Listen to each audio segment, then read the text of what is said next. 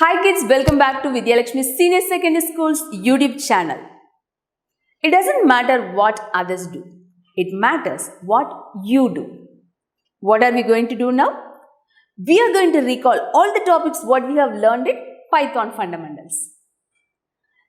I'm not telling you it is going to be easy. I'm telling you it is going to be worth it. So let's start to recapitulate. We have learned in a Python programming we have tokens. The smallest individual unit in a program is known as token. Each and every individual unit of a programming code is known as tokens. We have keywords, identifiers, literals, operators and punctuators as the tokens of Python. Let us see the first token of Python.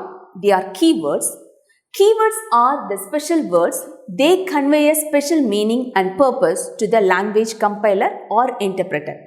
In a Python programming, we use the interpreter. So whenever we use the keyword in Python program, it conveys a special meaning to the language interpreter. And the next token is identifier. Identifiers are the names given to different parts of a program. Whenever we name an identifier, we have to follow some certain set of rules. The identifier naming rules are: an identifier is a long sequence of letters and numbers.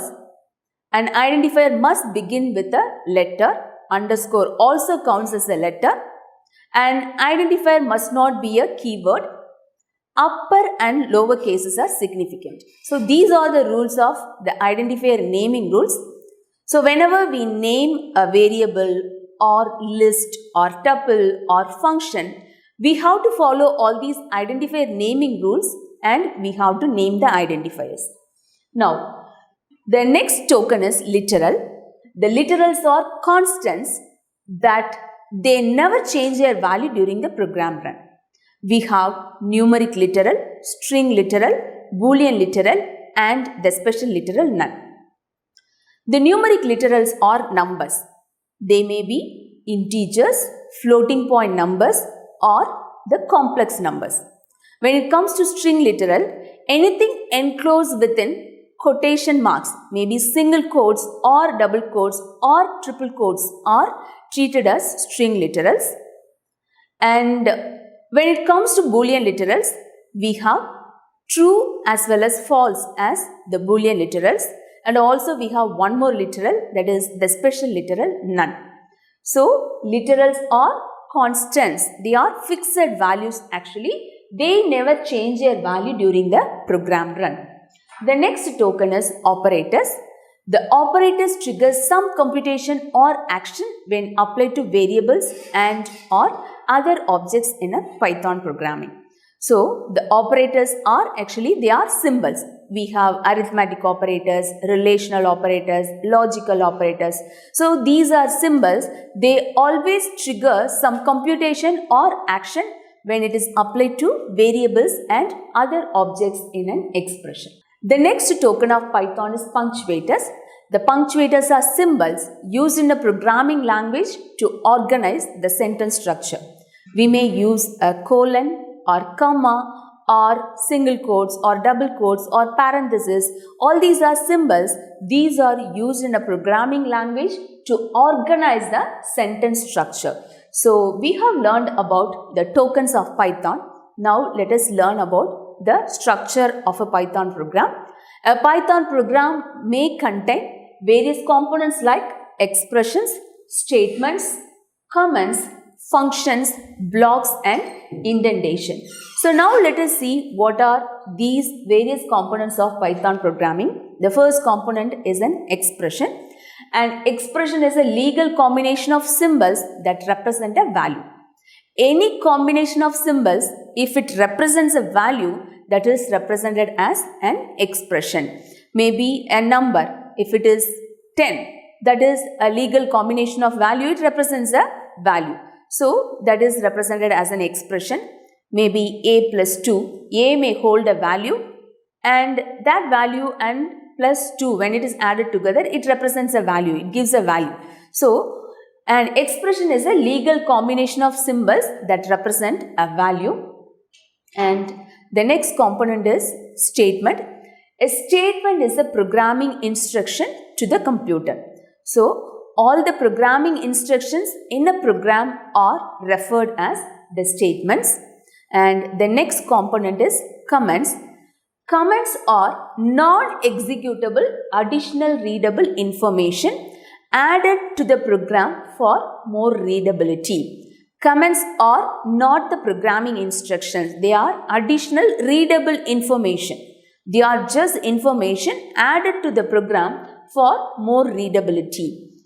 And the Python comments may begin with the hash character.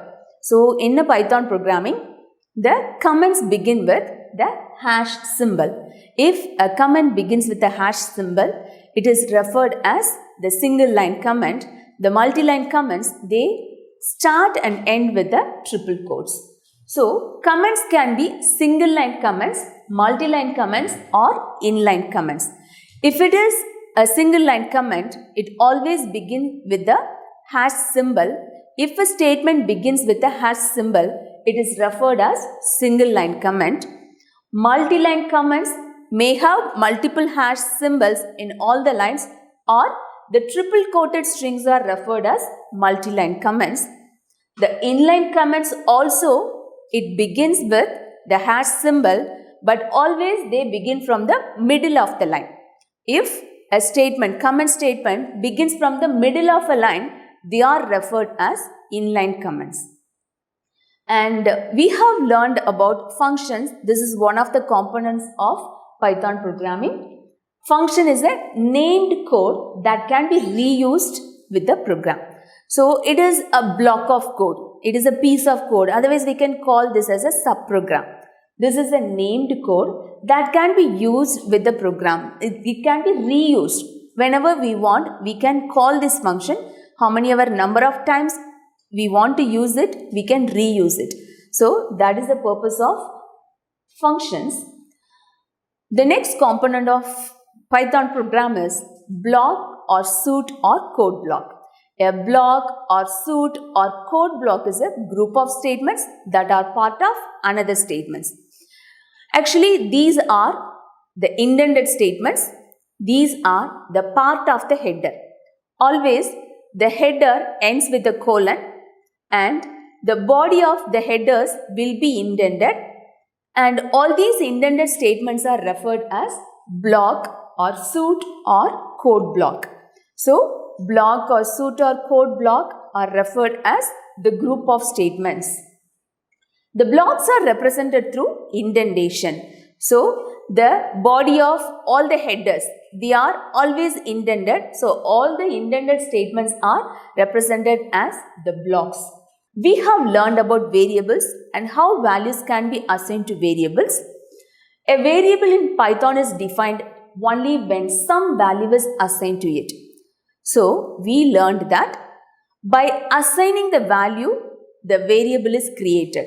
Only when we assign a value to the name of a variable, the variable will be created in a Python programming.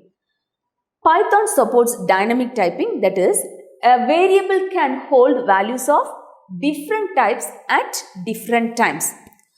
So, a variable pointing to a value of a certain type can be made to point to a value of another type at different times. So, that is called actually dynamic typing. So, a particular variable can hold values of different types. It can hold values of integer type or string type, or it may hold a list or tuple. Any type of value it can hold at different times. So, that is actually called dynamic typing. And also, we have learned about the built-in function input. So, to read a simple input, we use the built-in function input. The input function is used to obtain input from the user interactively, and always it returns a string type of value. Whenever we read the input through the input function interactively from the user, always it returns a string type of value only. And we have learned about the built-in function print. The output is generated through the print statement. So, whenever we want to print anything on the screen or in the interactive shell, we have to use the built-in function called print. So the output is generated through the print statement. We have come to the end of this session. In this session, we have recalled all the topics what we have learned in Python fundamentals. In the coming session, let us learn about data handling in Python. Until then, bye from Irene. Stay tuned with us. Thank you.